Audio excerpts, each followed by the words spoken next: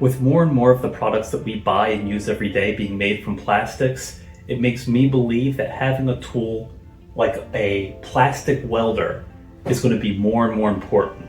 So I actually have this plastic welder, just got it, and I'm going to try it out and I'm going to show you how it works, and you can decide if this is going to be something that could be added to your toolbox.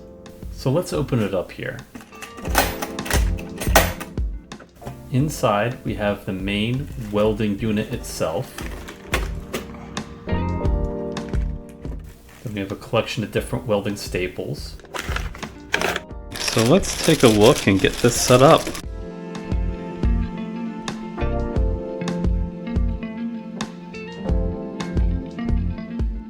This is the actual welding head. But if we want to use a staple, looks like the way you do this, it's like this. So to test this, I'm going to grab a plastic item that we can practice on. This is a pot with the very bottom a little cracked. I don't need this to hold water. There's going to be dirt on here. Really, it's kind of unnecessary to fix this, but it'll be a good example to use to figure out how this plastic welder works and if it's going to be something useful for other items. So the first thing I want to do is just jam this broken shard back where it should be. Okay, that's kind of back where it is, so let's see if we can weld it in place now. Okay, so we got it plugged in here. We're going to turn on the power to the box over here.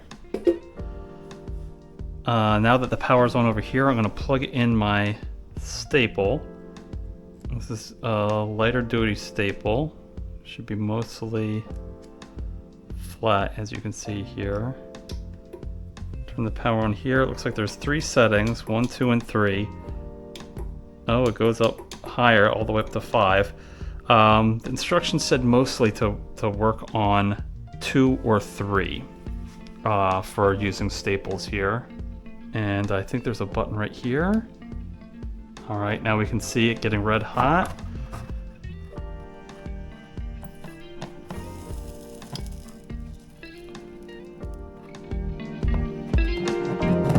Okay, there we go.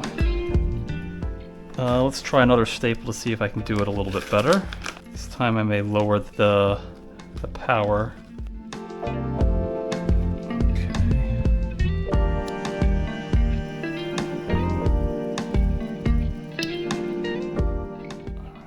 Cool a little bit. All right, that's definitely a better second staple than a first staple. Okay, so the second one worked a lot better. I waited to turn on this power. Hitting this button gives it the juice. It worked better on the lower setting, and I'm just going to slowly hit the button, turn it on, let it melt in directly, let it cool, and then pull out.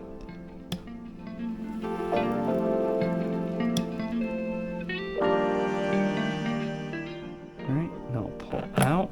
Okay. And this tool will just break off the little extra metal clips on these staples. All right, this time I'm not going to use a staple. I'm going to put on the welding head. And I'm going to see if I can melt some of this plastic around here to spread it around a little bit. And they also sell welding plastic sticks. I don't actually have any lying around, but I do have these zip ties, which I hear can be used as a welding stick in a pinch. So that's what I'll try and just see how it comes out. If you're using the welding head to actually melt existing plastic, you want to increase the power on the main unit. You want to hit into the 3, 4, or 5 range using the welding head, depending on how soft the plastic is.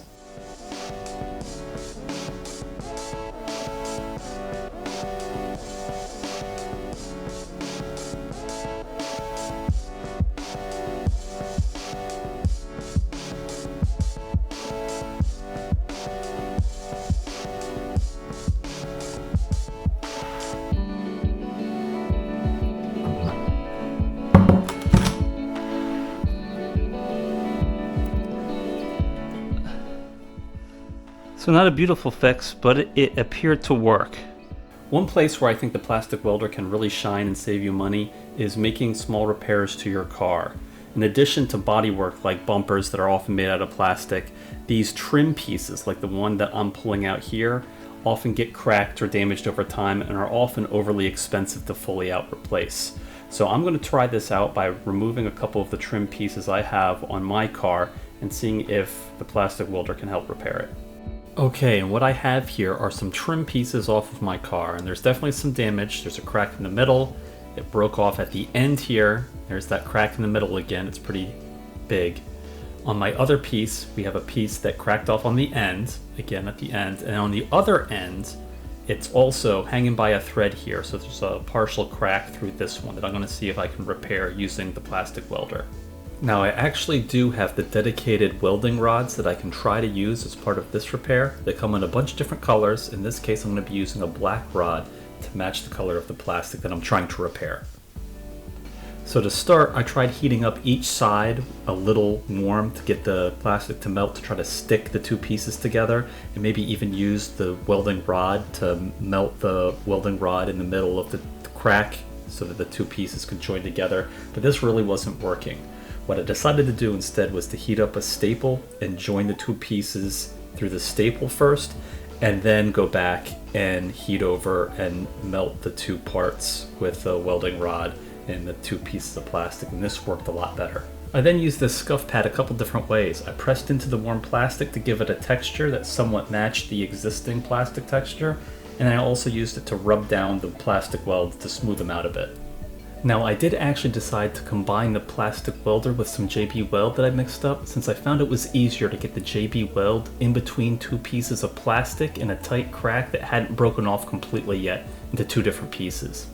I could then reinforce by adding some staples and then lightly welding the front and back surfaces of the crack.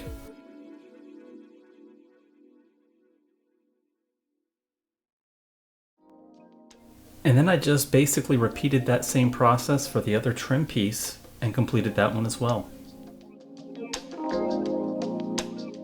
So I was able to install both these pieces back into my car, and they both look great, and I credit it with saving me a little bit of money on that.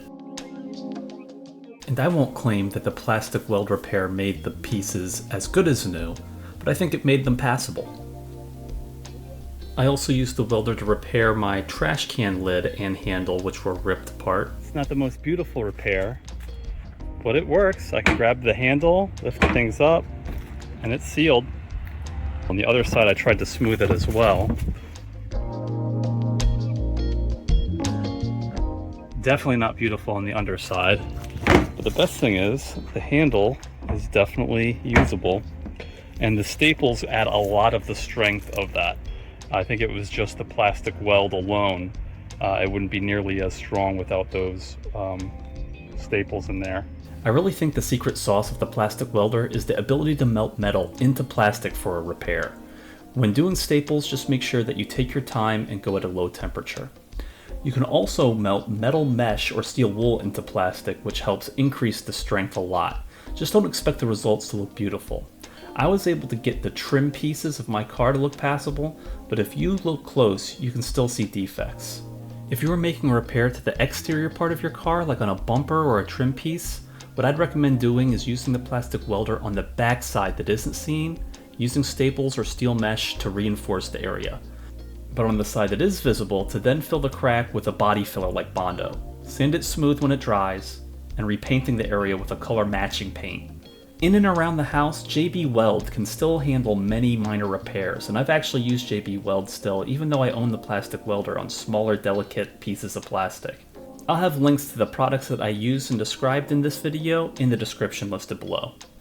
I hope this video helped you out.